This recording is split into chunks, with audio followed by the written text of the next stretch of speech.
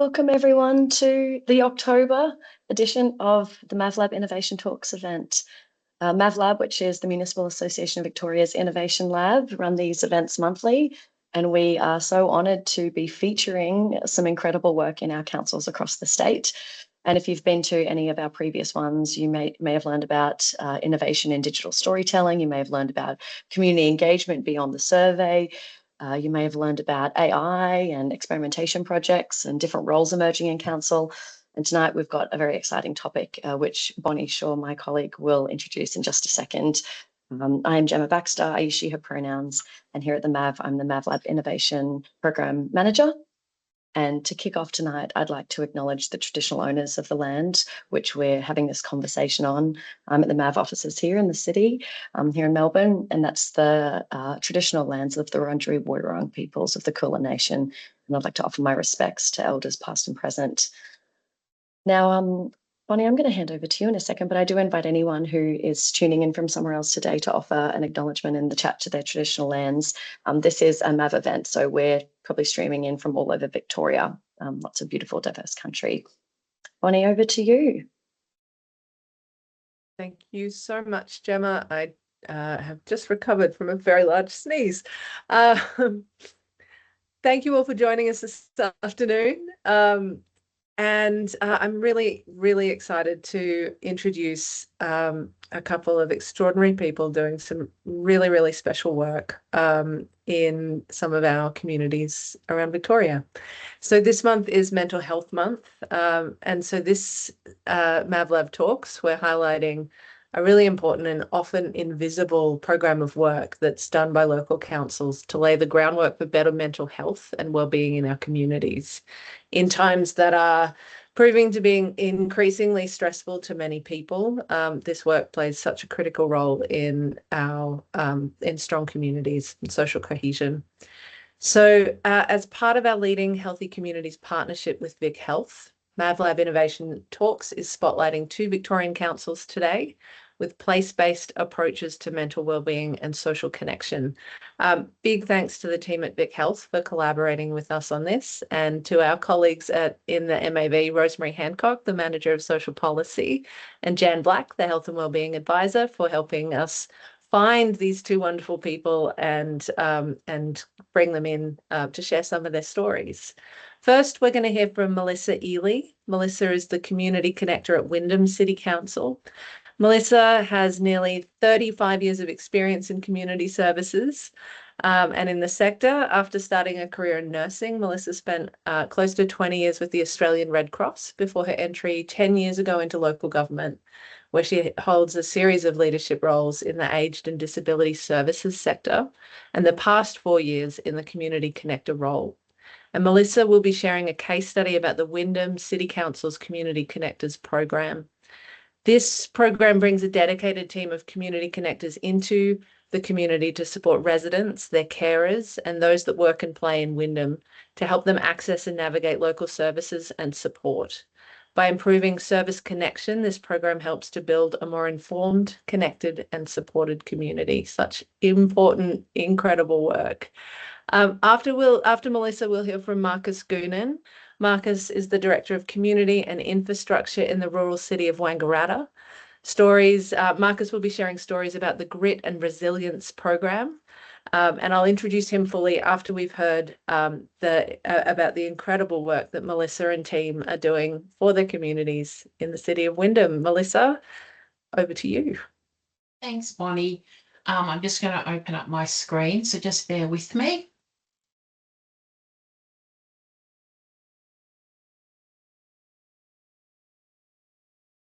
Okay, can everyone see that? Is that all good? Yep, right. Firstly, I'd like to thank the MAVlab for inviting Wyndham City Council along to share our experiences about our Community Connector program here with everyone this afternoon.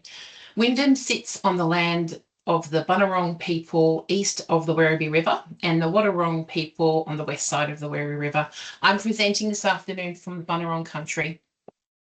I just wanted to begin my presentation with a bit of background about the Community Connector program and how it began.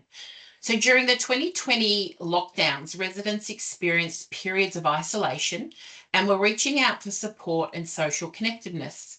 As a result, Wyndham started a program called CASI, which some of you may be familiar with, which stands for Community Activation and Social Isolation Program, which was a Victorian government-led initiative to provide social, emotional, and practical support during the pandemic.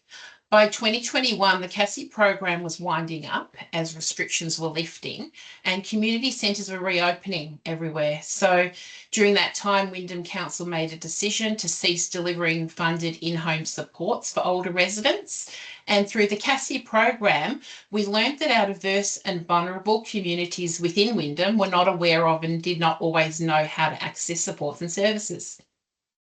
That navigating referral pathways could be very challenging and sometimes unattainable due to limited supports that people had. Council felt that offering this service, we could be proactive in supporting our community with their wellbeing and social connection, and it also aligned with our municipal health and wellbeing plan and our ageing well policy, so it all fitted in beautifully. I've been part of the Connected team, as Bonnie mentioned, for 4 years now. I'll now share a little bit about a background about the municipality of Wyndham from the 2021 data, just to set the scene for those who aren't familiar with Wyndham. It covers 542 kilometres squared, so it's quite a large area, located in Melbourne's outer southwestern suburbs, and it's made up of 17 suburbs in total, so there's a lot here. In 2021, Wyndham had over 292,000 residents. By 2040, it's estimated to have over 505.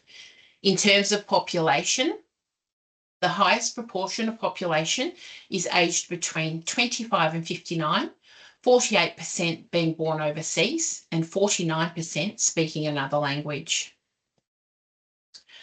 I'll now talk briefly about the structure of the Connector program, which some of you may be interested in. We're part of a Community Connections and Care Services unit. The Connector program was born with 3 key words: to support, inform, and connect. These words were front of mind when getting the program going. Support in the initial conversation we're having with residents, informing them what's out there that they might not be aware of, and showing them the ways to connect. The program's free and it does not have any eligibility criteria and covers the full life course. This slide shows an excerpt from our organisational chart. The program operates with 8 connectors. So you can see there's the 6 here and the 2 here. So 6 are full-time and 2 are part-time. There's also 1 full-time admin, and they all report to the service lead here, and there's a team leader as well. Community Connectors' jobs is to work in partnership with the individual to support them, to build their capacity, their understanding and their confidence. We do this by responding to requests, referrals with a gentle and respectful curiosity, empathy and acknowledgement and celebration of their strengths or ability to reach a goal. Connectors are also proactive in reaching out to various community groups. So we go to retirement, lifestyle villages, community groups, progress, arts and craft, men's sheds. We work alongside councillor events, expos, and so forth. And here we provide talks on the Connector program, educate residents on referral pathways such as My Aged Care, NDIS, Home and Community Support, Services Australia. There's so many things out there to support people. And we've also partnered with services and supports to facilitate information sessions. Promotional materials we use. So here we've got our pamphlet, or brochure. We've got a website, social media, posters, and we attend events and advertise as well. The brochures are available in 10 of the most common languages spoken in Wyndham, which are Arabic, Dari, Dinka, English, Farsi, Hindi, Karen, Simplified Chinese, Swahili, and Traditional Chinese. This is another example of the advertising material, Connector in your suburb, and we put the date here where we're going to be so people know in advance. And if we're here, we've got A-frames and we have them out the front of where we're going to be going in our place-based areas. We've recently adopted an innovative way to promote the Connector program at community centres and events, information sessions and external organisations by creating a suite of videos. This one I'd like to share with you is short video, just introducing our team in their place-based areas. We've also created 2 other videos which are more detailed about the program. And I'm just going to play this, so hopefully you can hear it. Hi, my name is Melina, and my place-based areas are Wyndham Vale, Mambarin, Manor Lakes, Kwandong, and Little River. Hi, my name is Thea, and my place-based area is Tarneit North. Hi, my name's Louise, and my place-based area is Werribee South. Hi, my name is Kitty, and my place-based area are Werribee Central and Werribee North.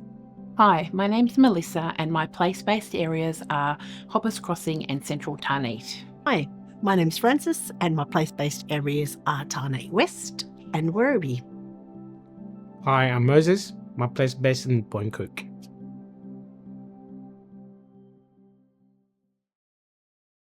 Okay, so community connectors have been designated place-based areas all within Wyndham.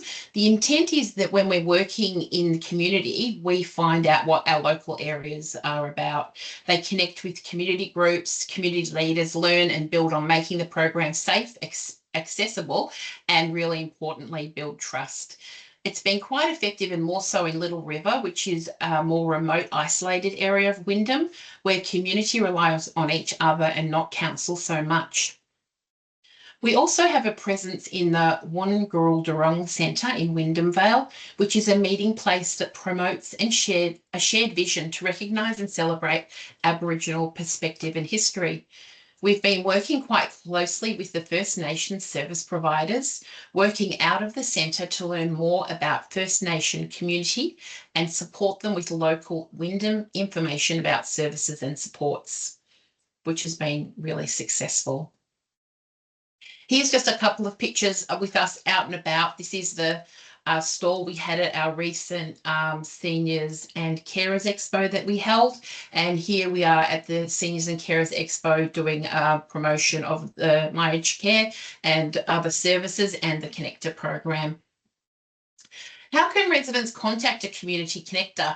I know this is quite small, but it's from our landing page, so you might not be able to see it.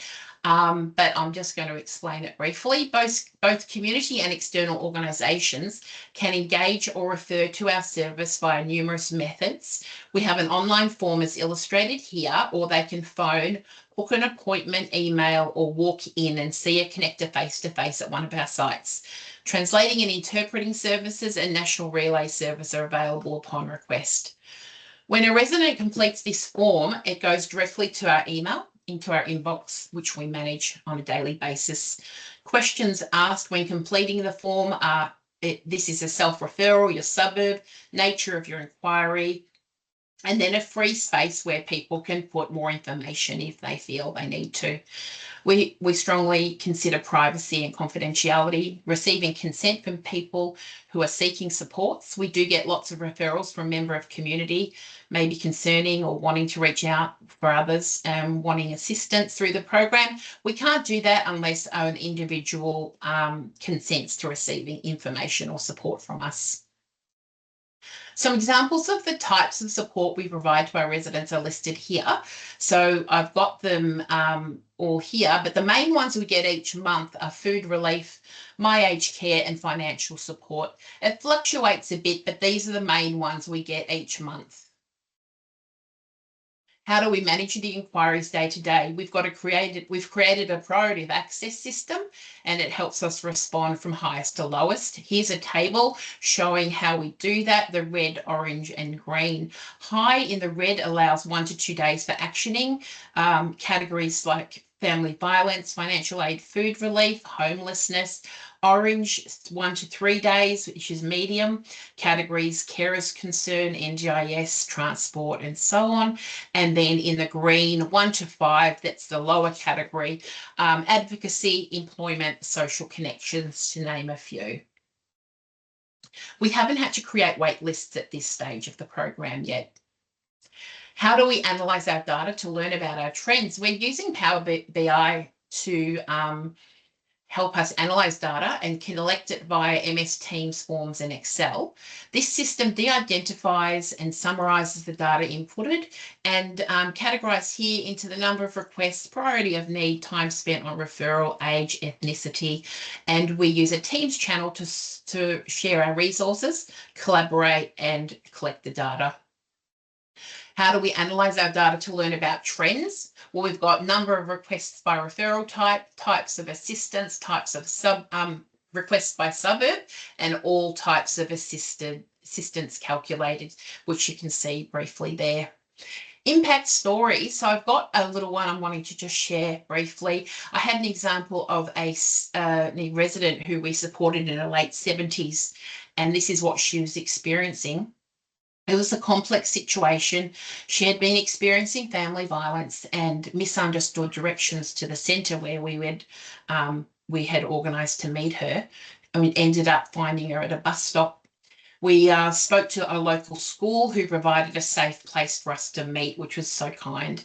And we linked her directly with the Orange Door as they assigned a case manager immediately, and legal protections and safety planning commenced.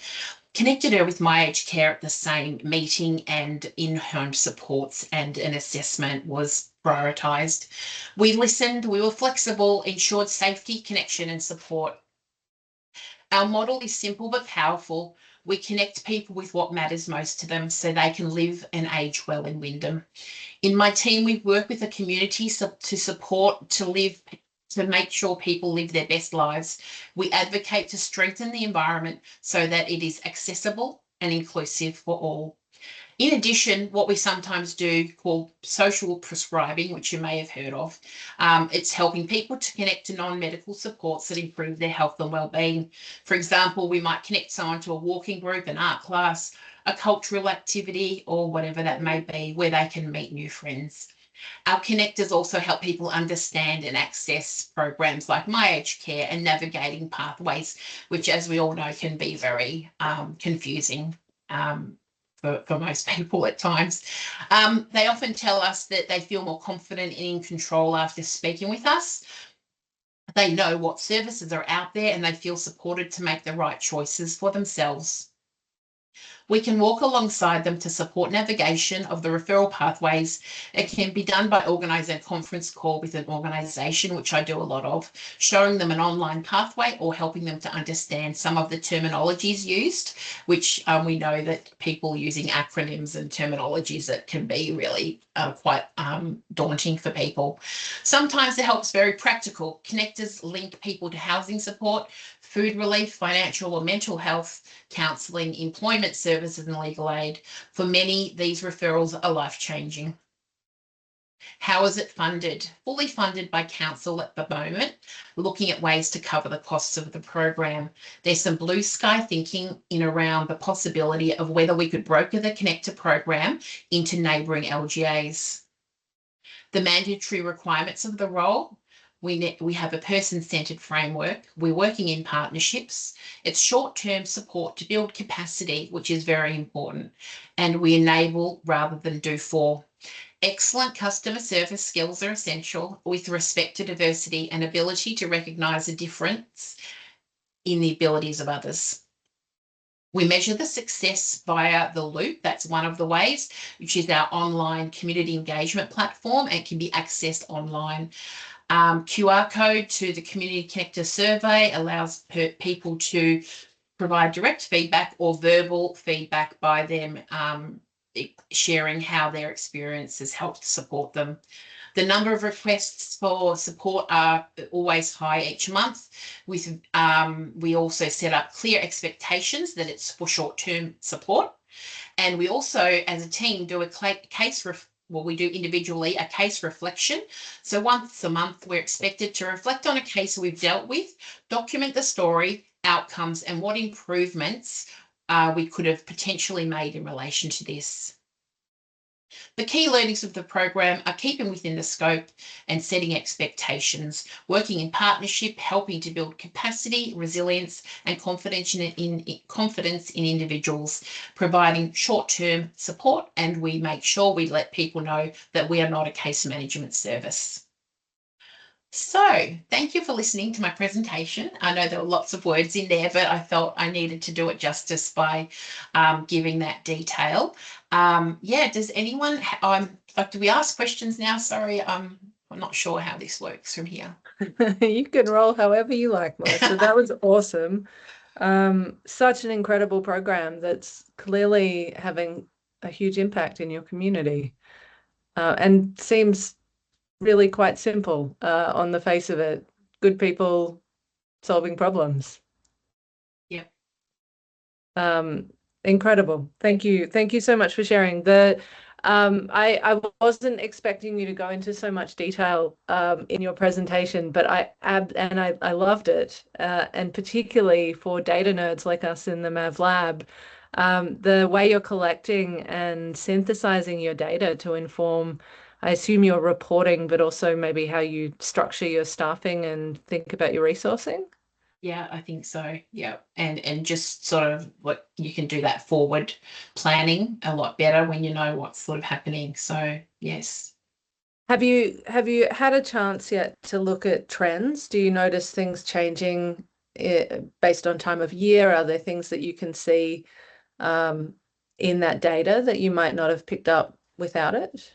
Oh, definitely around Christmas time, which I suppose is pretty common, that people are really stretched for finances and looking for Christmas lunches, financial support, food banks, and that sort of thing. Presents for children, which can, it's always quite, quite sad. But we try and put together some information about what's still open and what services are available to people, because we are still operating over that period. So yeah, we're putting together a resource list, which is what we do each year.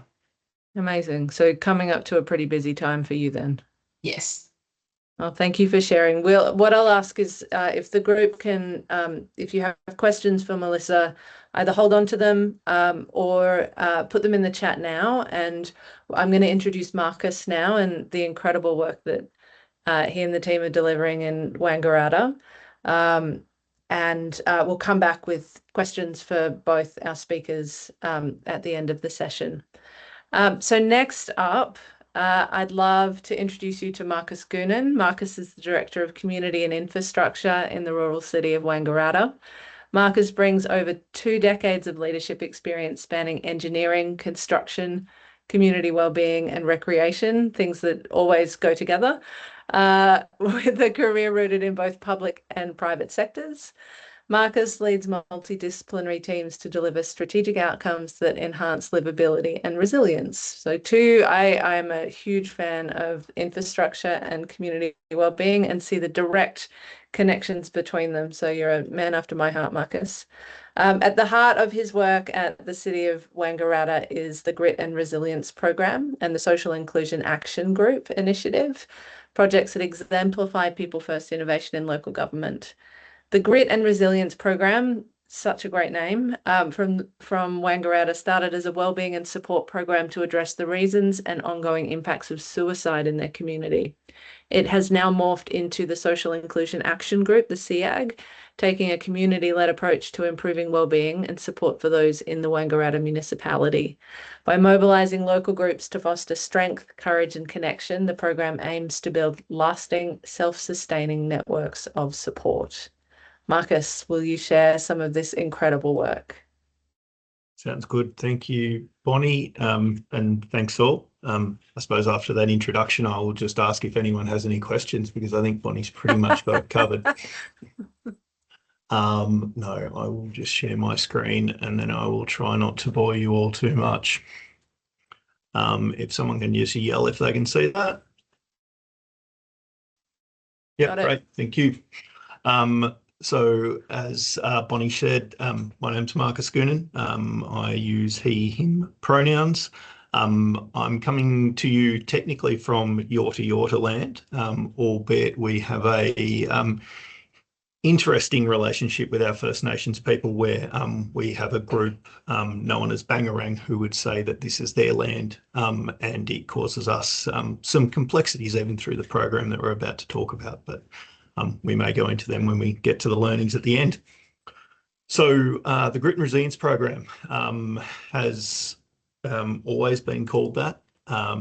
Where it sort of all began was back in 2018 when a group of councillors and council staff headed up to Canberra to talk to the then Health Minister, which I think was Minister Hunt, about suicide and suicide prevention within the rural city of Wangeratta. We were, to be perfectly honest, amazed and surprised to be given $1.2 million to pilot a program over the next 3 years with the help of Murray PHN. And the idea of that model was it was a community-driven approach to address some of the issues that we were seeing in the community. So those initiatives focused on creating connections and improving opportunities for people to connect, being involved and promoting inclusion, and then, if we're being honest, the most important one, which was postvention. If we look at all of the data, unless we get the postvention piece right, suicides and death by suicide continue to be an issue within those communities that have high rates of that. We're really proud to say that now, out of the organisations that sit within the rural city of Wangeratta, there's 35 organisations that have postvention protocols within their organisation, and that's all come from the Grit and Resilience program. The Grit and Resilience program has changed a little since then. So as that funding ran out, we were lucky enough to be one of the first 6 councils to include state government funding under the Social Inclusion Action Group, or SIAG. It was supported by the Royal Commission into Victorian Mental Health. It would be fair to say that the difference in the program was significant from the input. We originally had 4 people in the role. We now have 1 person who just manages our SIAG alone. So we have 1 coordinator who sits in there who reports directly to the director. And so we've seen a need to change the way the program operates. And also at the same time, the Victorian government introduced what they call the locals. So depending on who has a local, but essentially that is targeted mental health support. So our program moved away from the postvention space and some of that more targeted support and into more of the social inclusion and isolation framework areas. So we take we have continued to base it though around the idea that residents should be identifying their needs and developing tailored local solutions. So program prevents social exclusion and enhances social connection, inclusivity, equity, respectful communication, and the program recognises the wellbeing and importance of the social environment as health determinant, as sort of Bonnie was speaking to before. Join the movement. So this is the Grit and Resilience Consortium. This is the brains trust, the hive, the heart of the whole thing. This is a group of community partners and organisations, all local. It's what we would like to say a unicorn. Wangeratta is pretty old, pretty white, and pretty male, and pretty country. So to pull together a group of this sort of calibre of unicorns is quite unique within Wangeratta. And if we look at where we started with the group of consortium that we had to where we are now, we can really see that we are playing a role in community of connecting those people who often don't feel like they've got a person. So that's the consortium. We change that consortium out every 2 years. We have a significant piece of work that we go through to induct that consortium into how they operate, how they work. We spend a lot of time making sure that the consortium are driving the ideas. The ideas aren't being driven by council, and we think that that's a really important part of the program. You have a SIAG initiative blueprint. So we do a lot of widget counting and reporting. As everyone would know, state government funding, you need to count widgets and you need to report. So, these are some of the things that we've pulled together over the time to try to tick some of those boxes. But, some of the really great events that we feel like genuinely make a difference.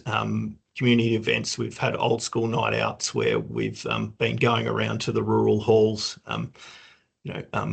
Not sure where everyone is on this call, but we have 56 rural township halls within our municipality.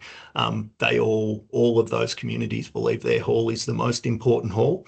And some of them are, and some of them probably should be pulled down, but that's a conversation I'm not prepared to have at the moment. But it is very much that heart of the community. So we've actually been able to take 24 events out to those schools, put those events on for them, and allow them to raise funds through that. Old school nights out, we've had 200 people turn up for one recently in Everton, which was pretty amazing. Training opportunities, psychological first aid, great buzzword, and we're doing heaps of it. But I think the one that I'd highlight through this is what we call the community classroom project, where we've actually managed to get a page on our website where people who are maybe housebound or don't want to come outside can still participate in community learning. So if you're a community group and you've got something that you would like to teach people, or, you might have a dance class on, or you might have a yoga class on, or whatever that looks like, so long as you can project that outwardly, either by Teams or whatever, we'll put it up on that community notice board. So just getting connection through different ways. You don't have to leave your house to be involved, and find things that you might find comfortable. Safe Space Marquee, this is something that we're rolling out at all of our events throughout the municipality now. It's a purpose-built, data-driven, science-based marquee that just gives a space for people who may be neurodiverse, etc., just to have a place where they can go and sit and relax. And then we obviously do the really fun stuff around the Pride fairs, the Grit and Resilience Festival. It's in its 4th year this year. We hold that on World Mental Health Day. Got over 60 organisations from across the municipality who are involved in that. A completely free event, and is a really big part of the year's events. Making a difference. So the first consortium just finished up back in June, July of this year. At the end of that, the consortium handed over a document to the mayor, talking about where we'd strengthen connection and some of these things that we need to be aware of across our region, and those things around awareness and understanding, enabling spaces for skills, and seeking and fostering and advocating for inclusion, designing and implementing, creating spaces and structures for structured program and connection. Our learnings through the program, I will go back. Our learnings through the program. So I think one of the most important ones is we've been really deliberate and also lucky. If we look at some of the other SIAG programs that are going ahead at the moment, because we had such a strong foundation, we've been able to not dilute our program. So we've been really clear about keeping it at arm's length from council.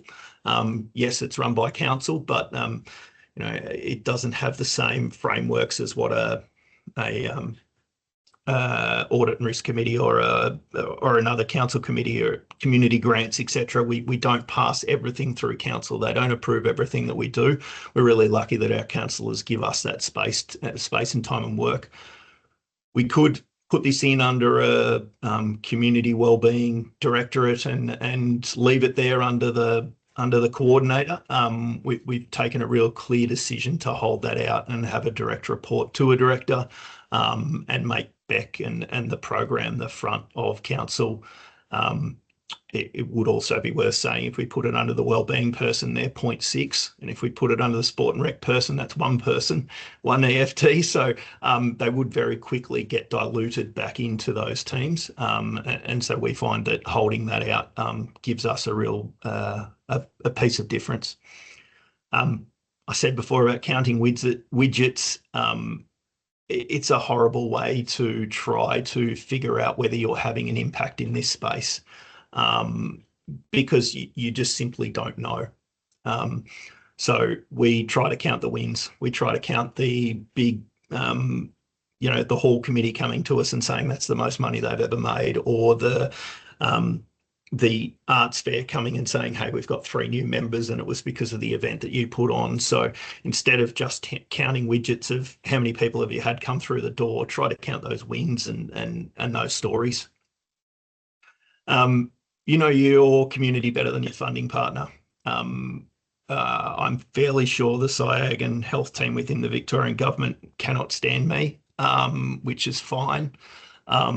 We push really hard to push the boundaries of the program and make sure that we believe we're delivering what our community wants.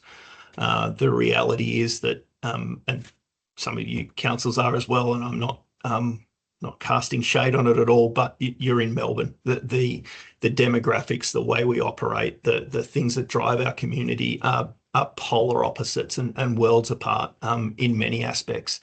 So regardless of where you're rolling these things out, I think you know your community better than the funding partner.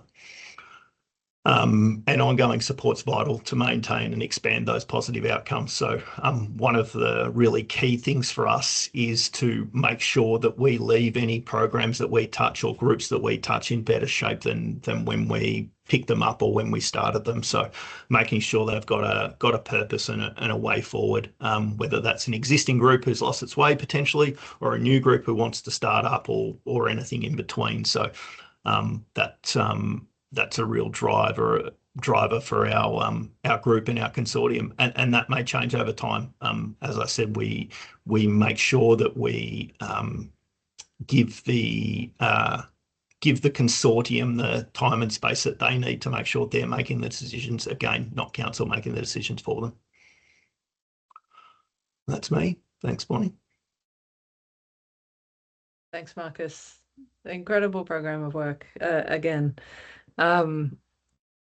the thing that resonated, pardon me, with me is this kind of holding of space, both kind of keeping the boundaries of the program sort of expanded and porous, as well as your consortium as well, to kind of stand its ground.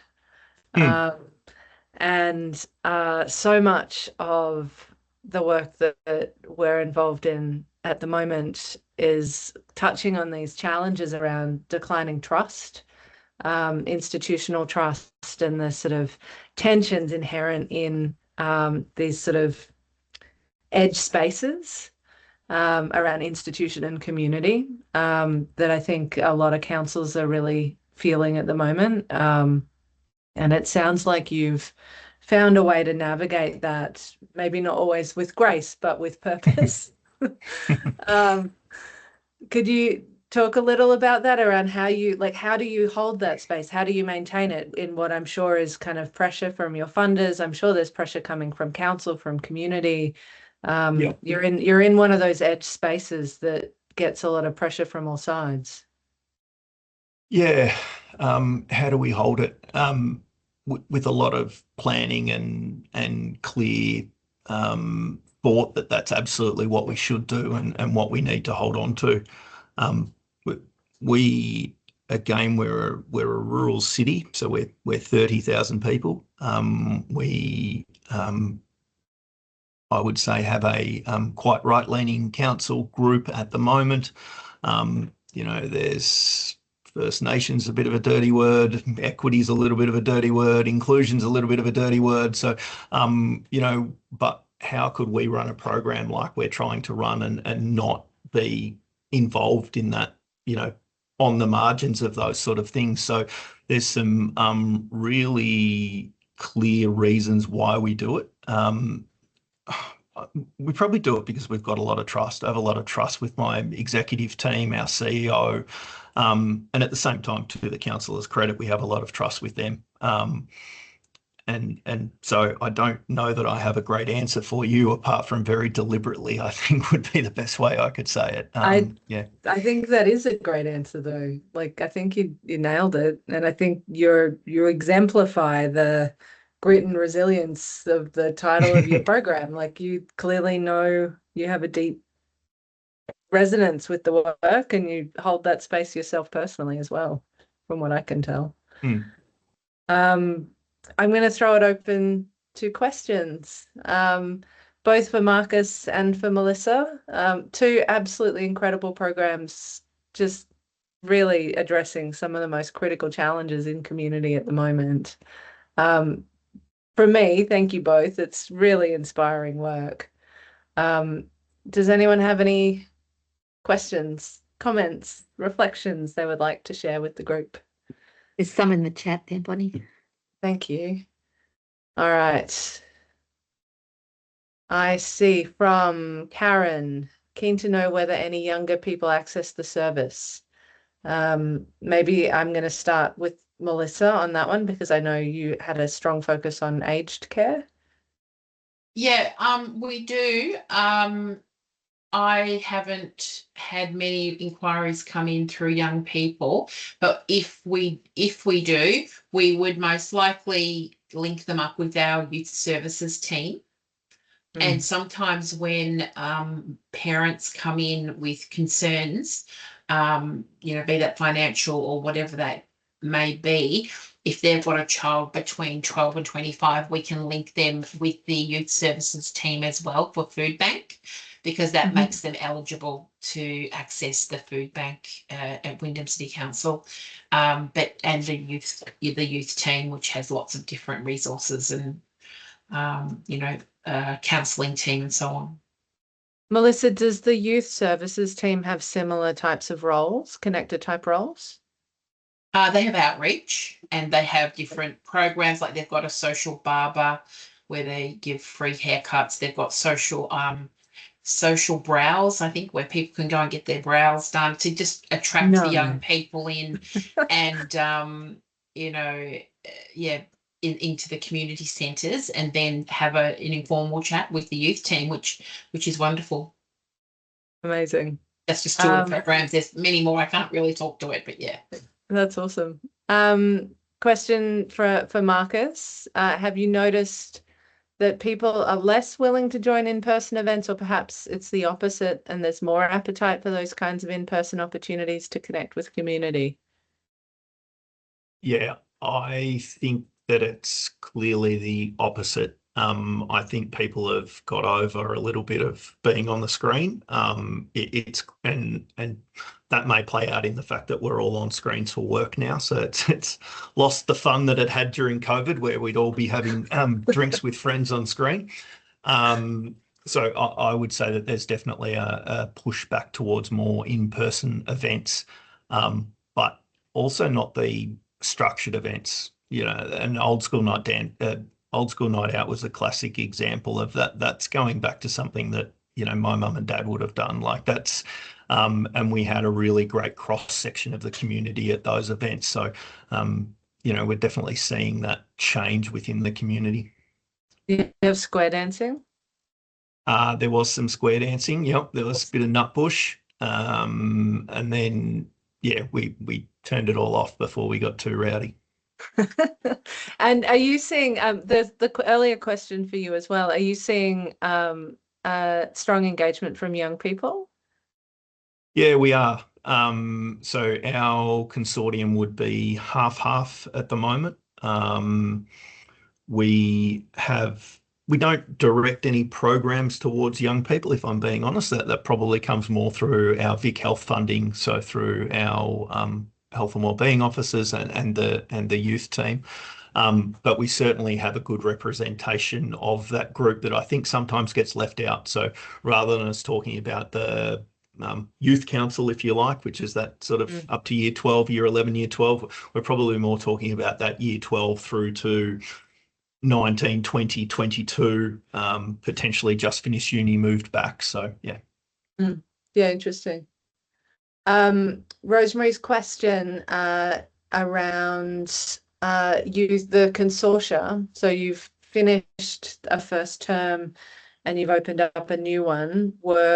Did you have a whole new cohort come in, or were people repeating Yeah. their engagement?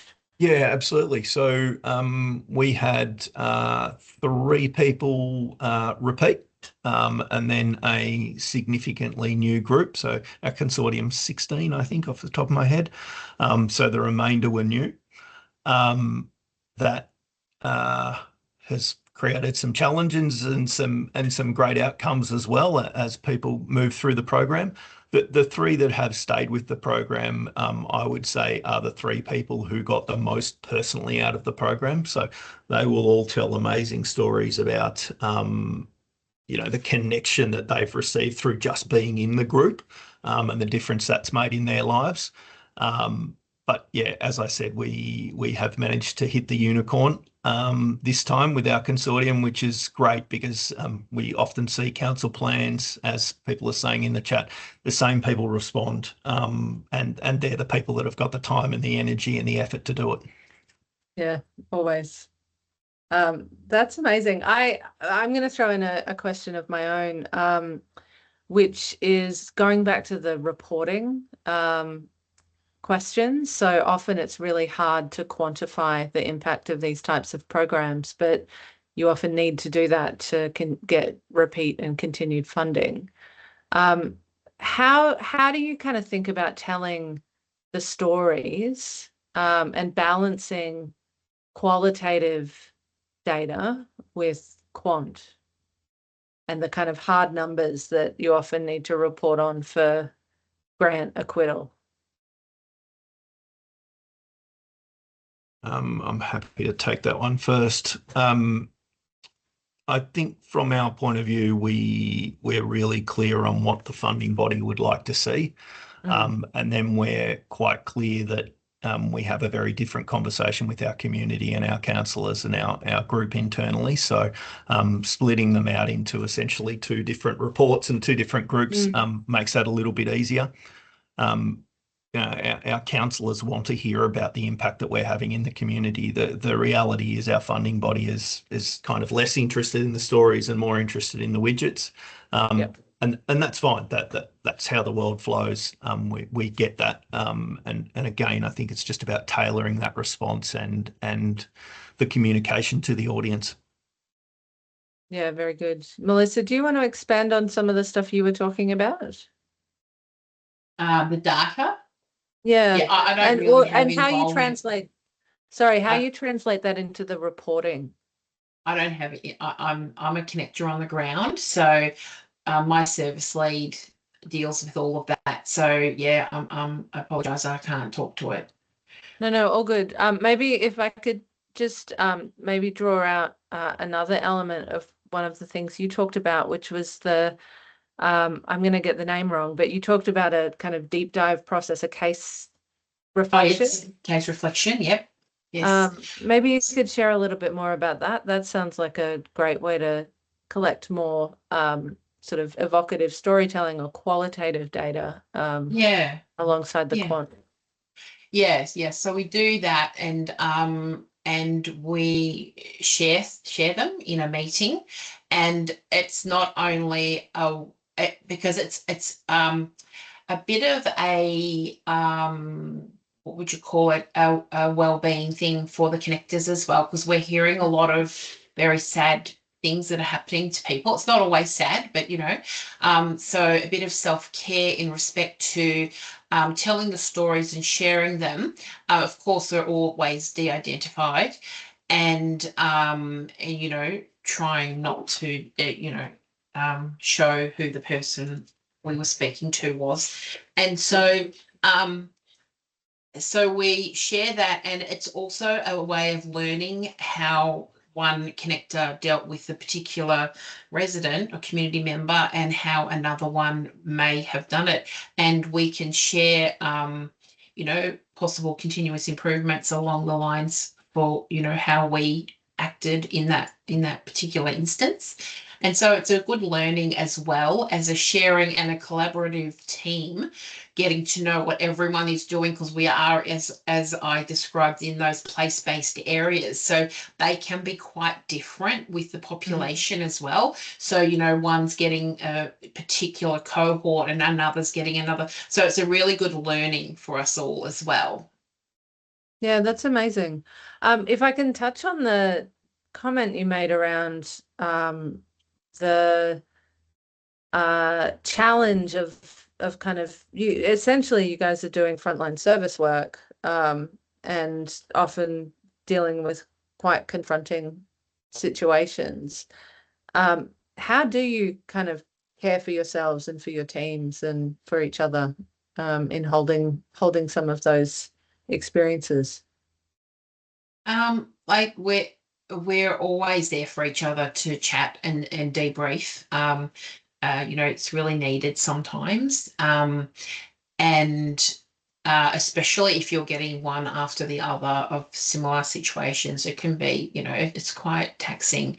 But we're just a really great team. It's just a very empathetic and caring team who, I don't know, just the right people for the jobs, when you just get that really great mix. And so, we can really share openly and be there for each other. So, yeah, it's just that sort of thing. But we also have a Connector Circle meeting once a month where we get together as well and just share how we're all going. And we do, like tomorrow, for instance, we're doing some emotional intelligence. We've done the mental first aid, mental health first aid, all of those different education pieces that we can get ourselves involved with. So, to just for that wellbeing aspect as well. Yeah, fantastic. How about you, Marcus? What happens in your team and with your consortia? So the consortium is very well supported. We have professional support for them as required. We also provide all of the same support that we would for staff. So EAP, etc., through the consortium group, and they're all aware of that. So that's something that council sort of offer right the way through to its volunteer groups as well. I don't think we actually do it particularly well, if I'm being perfectly honest. The genuine reality of working in a rural government setting is we are a bit of a front line for everything that goes wrong in the community, and most of what goes wrong in the community is our problem and our fault. And it is definitely I think a significant issue that we talk about a lot from an exec level, and it's an incredibly difficult one to try to solve. And it is not getting any simpler, that is for sure. So, Melissa is seeing all of those referrals, etc. And they will continue to increase. The abuse of our staff continues to increase. We had 2 people kicked out of last night's council meeting, for one for abusing the mayor and one for physically getting up and intimidating a council officer. We're seeing that increase all over the place. So I wouldn't like to just highlight the work that my team is doing in that space, even though I completely understand the question. It's actually a really concerning issue right across local government. And yeah, one that we are very aware of, and MAV is undertaking some significant work in the space. It's something that we're seeing all over the place, and very concerning. Hey, thank you both for sharing. Bonnie, sorry, can I just please add, of course, we have EAP that we have definite access to. I didn't mention that, but yeah, definitely. Yeah, excellent. Can I bring us to a close on a slightly more optimistic and happier note, without downplaying any of those really significant challenges? But we are coming up to time, and I do like us to leave on a an optimistic and hopeful tone. And so there's some remaining questions that we haven't got to in the chat that we'll come back to the group on. But I think what I'd like to finish on with both of you is what is it about this work that gives you hope in your community? And if other councils were looking to replicate or copy or steal some of the things that you are doing, what would you recommend? So two-parter. What gives you hope? What do you recommend they steal? Can I go first? Is that okay? Go for it. What gives me hope? That council are backing this and people are being given time. A lot of so many organisations and services are so time poor, and people are rushed and often are very troubled or whatever it may be at the time. And with a connector, you can come and it can be, you know, that person centred at the person's pace, you know, so it's very, you know, a comfortable and trusting surrounding for them. And so that gives me hope that people are able to experience that, because I know in so many services and organisations they can't get that. What was the second part? Sorry. What should people steal? Well, I just sing the connector program from the tops of the mountains, you know. I just love the work. I've been doing it for 4 years. I've done part of my social work degree. This is the sort of work I would have done, you know, in the completion of that. I just love being able to help people. And when I first came into the role, I didn't know that half of these services existed, and I've been able to really change some lives in my work and point people into the right direction of supports that they would never have maybe found out otherwise. So I just think you just can't put a price on that in other municipalities. Yeah. Thank you, Melissa. Marcus, what do you got for us? Hope? Hope. Stealing. I'd love to steal Melissa's program. I think it's absolutely fantastic, and it's clearly something that's needed. It does make me wonder, what are the gaps in the service providers who are providing these services if people can't find them, and councils need to step up and stick something in between to make it work. But I think that's amazing work. Hope. We have seen a clear decrease in suicide events in Wangeratta, rural city, over the time that we've implemented this program. So, you know, if nothing else, then that is something pretty amazing. The key takeaway, it's okay to have things that are completely and utterly community-led without your councillors sticking their fingers in them. You've got to find a way to make that work. I get that's not easy, but that is Beck and I, who is the coordinator, that's 3/4 of the time that we spend on that is trying to figure out a way to continue that to happen. And I think that's how we've ended up with such great results, because it does take away a bit of that local government stigma.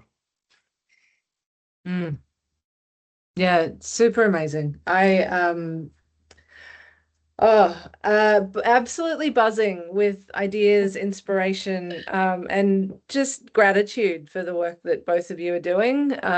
Your passion for this work is palpable, and it's wonderful. Thank you both very much. I always say from the bottom of my heart, thank you for your service to your community and to your council. It is, yeah, a real honour to hear from you both in this amazing work tonight. Anyone on the chat tonight that would like to ask any more questions, share any more reflections, shower these two wonderful people with praise and gratitude, go for it in the chat. We'll make a recording of this session available, and we'll get back to you with some questions. To Melissa and to Marcus, thank you both so much for tonight and for the incredible work that you do in your communities. Thank you. Thank you. And thanks to the everyone MAV for team coming and along. everyone else. Yep.